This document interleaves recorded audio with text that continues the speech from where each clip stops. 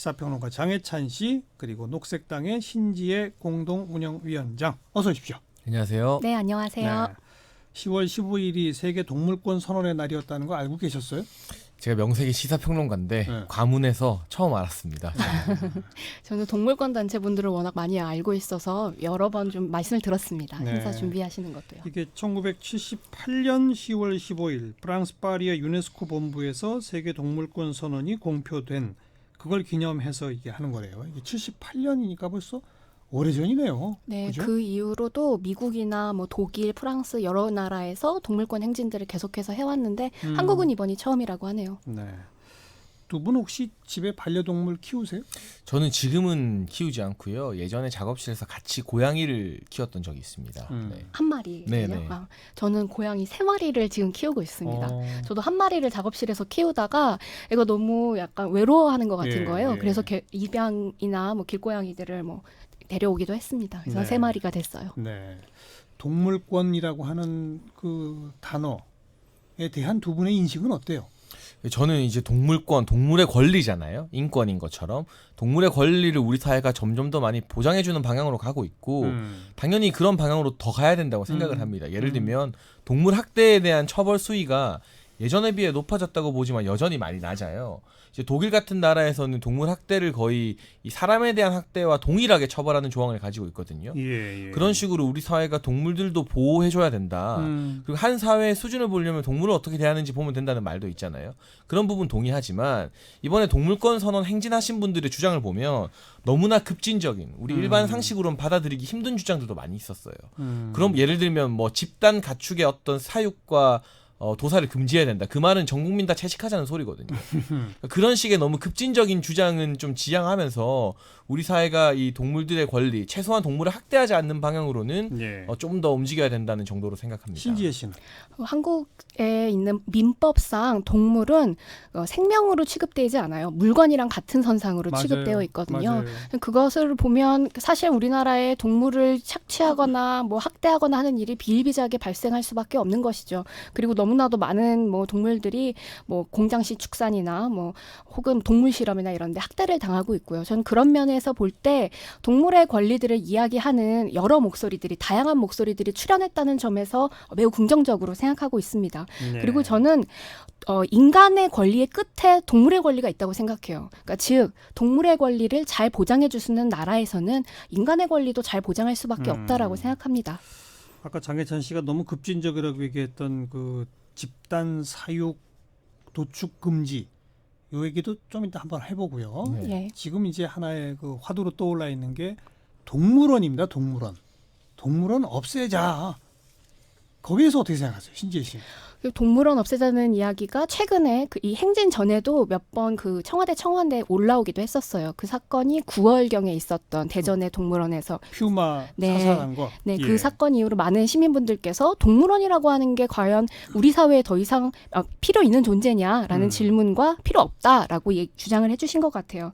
몇몇 그 우리나라 운영되고 있는 동물원들을 보면 매우 열악한 환경에서 운영됩니다. 예. 시멘트 바닥에 적자가 되고 있는 동물원에서는 아예 방치되다시피 동물이 있기도 하고요. 네. 근데 해외에서는 동물원에 대한 인식이 바뀌어져 가고 있어요. 그러니까 기존에는 그 어떤 가치는 우리 안에서 동물을 보는 것이 동물원이라고 생각했다면 이제는 어떠한 생태계를 통해 재현하고 그 안에 동물들이 살도록 만들고 인간은 그 동물의 삶을 잠깐 엿보러 가는 것. 그 장소를 동물원이라고 보거든요. 예. 그래서 현대적인 동물원을 보면 동물복지적으로도 굉장히 잘 되어 있습니다. 한국도 그런 동물원으로 저는 거듭나야 된다고 생각하고요. 한국은 지금 그 정도 기준에 맞는 동물원은 하나도 없는 거예요? 사실 하나도 없다고 봐야겠죠. 그러니까 우리는 우리 안에 모두 다 동물들이 갇혀 있지 않습니까? 근데 뭐 독일의 뭐 어떤 동물원이나 미국의 우드랜드 파크 뭐 이런 동물원들을 보면 사람들이 동물을 눈 앞에서 볼 수가 없어요. 운이 나쁘면 아예 동물을 보지도 못하는 경우도 있습니다. 그러니까 동물의 삶을 잠깐 엿보러 가는 거죠. 그런 개념으로 동물원을 바꿔야지 한국 같은 동물원 안에서는 인간도 별로 교육적이지 않고 네.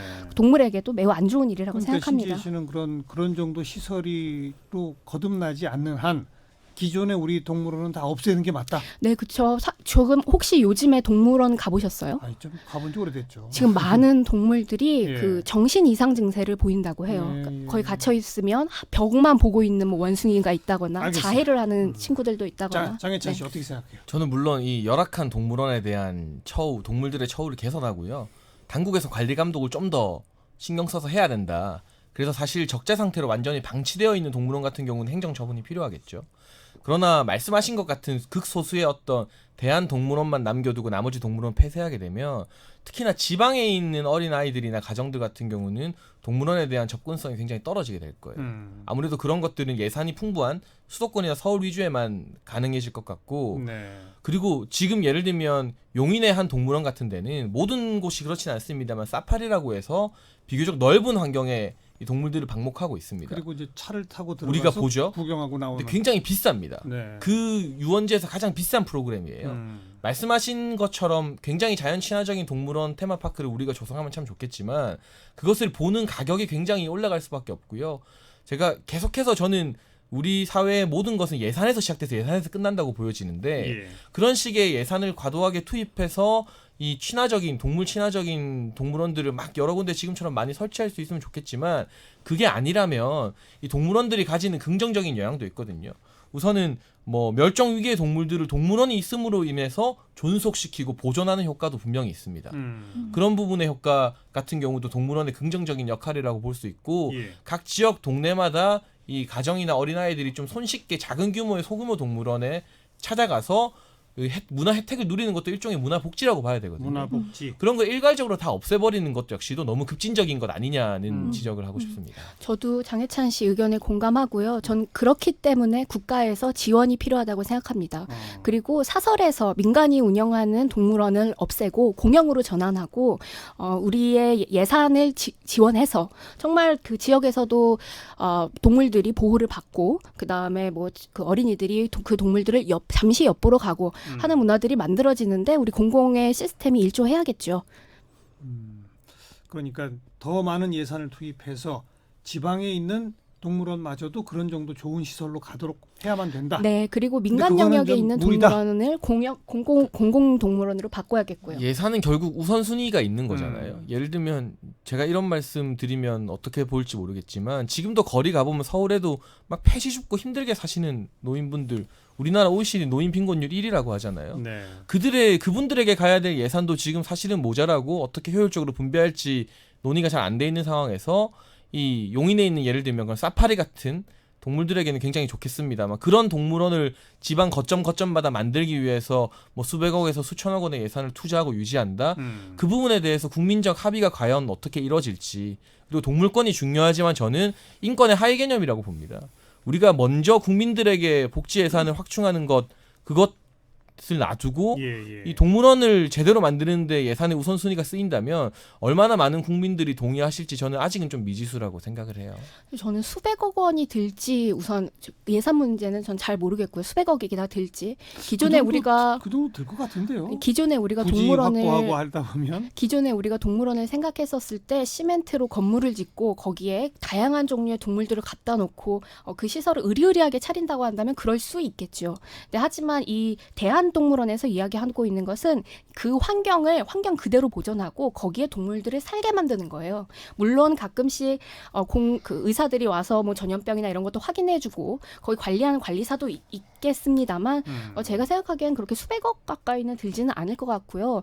오히려 이것이 전체 사회의 예산의 분배 파이로 보면 오히려 적은 예산을 들이면서도 공공의 그 교육이나 아니면 동물의 복지에 효율적으로 예산을 투입하는 경우라고 네. 보시면 될 것 같습니다. 제가 예산 예를 간단히 설명드리면 2016년도에 전주동물원에서요. 말씀하신 것처럼 콘크리트나 이런 시멘트 벽을 허물고 자연 친화적인 생태 동물원으로 바꿨어요.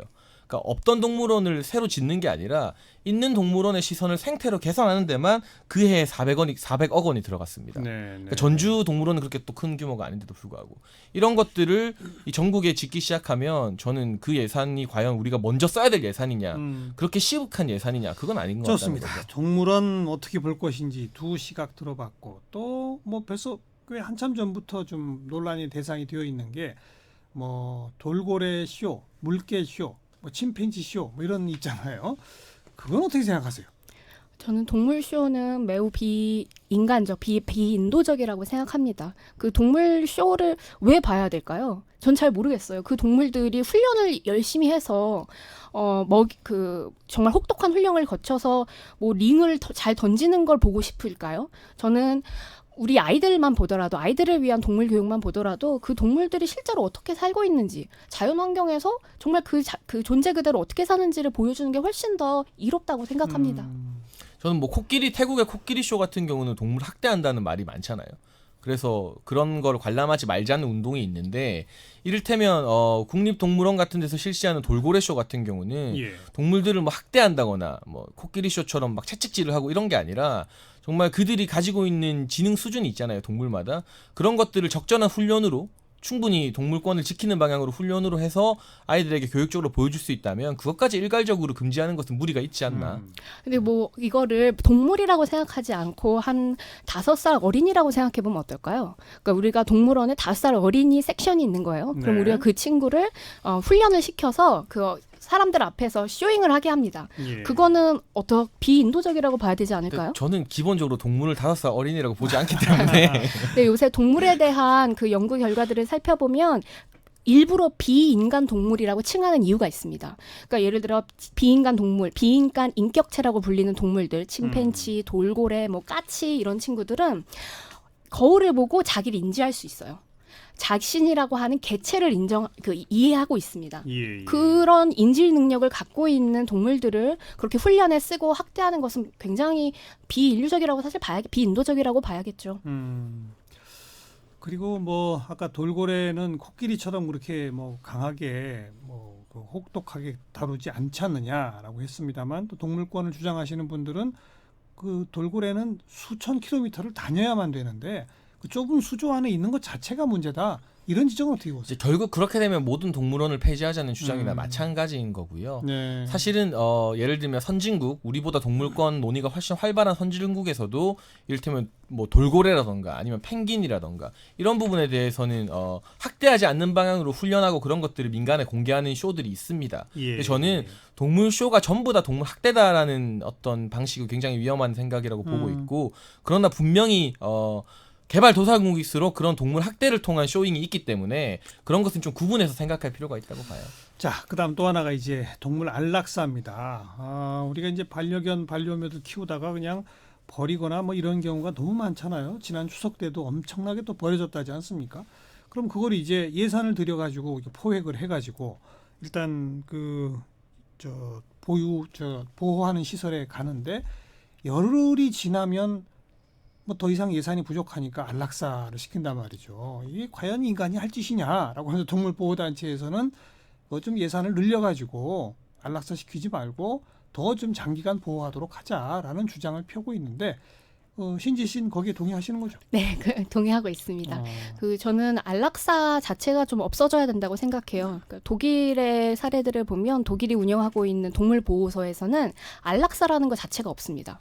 그냥 유기동물이 들어오면 그 안에서 평생을 살아요. 예. 물론 산책도 받고 교육도 받고 아주 행복하게 살죠. 그런데 독일 같은 경우 그냥 유기동물을 보호한다, 이 정도의 정책이 아니라 동물에 대한, 그리고 반려동물에 대한 아주 종합적인 정책을 갖고 있습니다.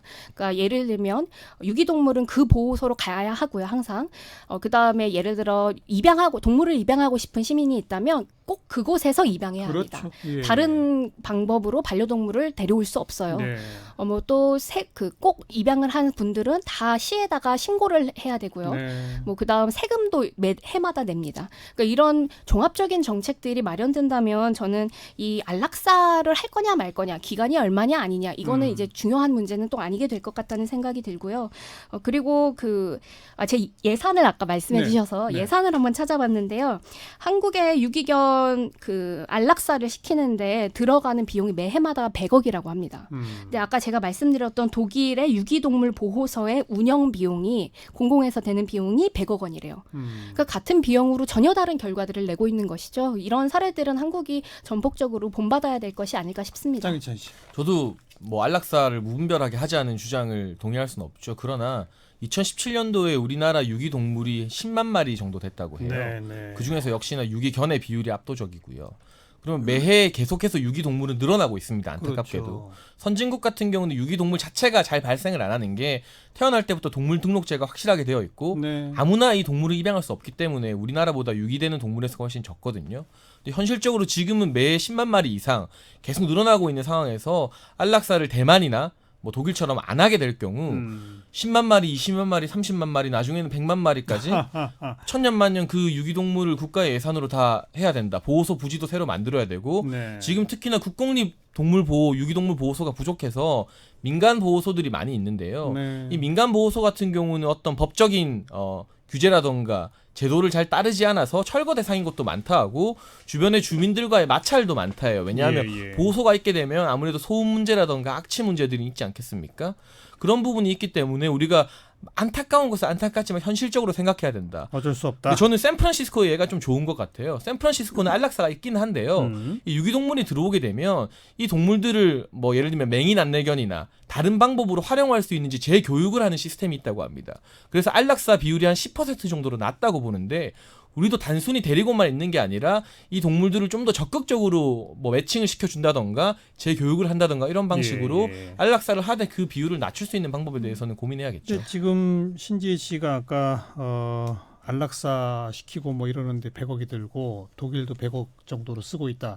그건 사실 조금 잘못된 비유인 게 기본적으로 문화가 다르지 않습니까? 그렇죠. 우리는 대부분의 반려동물을 펫샵에서 사잖아요. 네. 펫샵에 동물들을 공급하는 이 어떤 집단적인 사육 강아지 공장. 그런 데들이 네. 있고, 근데 독일이나 이런 나라는 아예 그런 것이 없기 때문에 네. 우선 버려지는 개체 숫자 자체가 이렇게 현격히 다르고, 네. 그래서 장혜찬 씨가 얘기한 우리나라와 같은 이 문화와 여건에서 지금 안락사를 없애면 정말 10만 마리, 20만 마리, 금방 100만 마리 돌파한다. 이건 일리가 있는 주장 같거든요. 거기에 네. 대한 답변을 해보세요. 네, 참 다행히게도 한국에서 이미 이 독일의 사례와 티어하임이라는 동물보호소와 비슷하게 벤치마킹해서 이미 파주에 지금 짓고 있습니다. 예.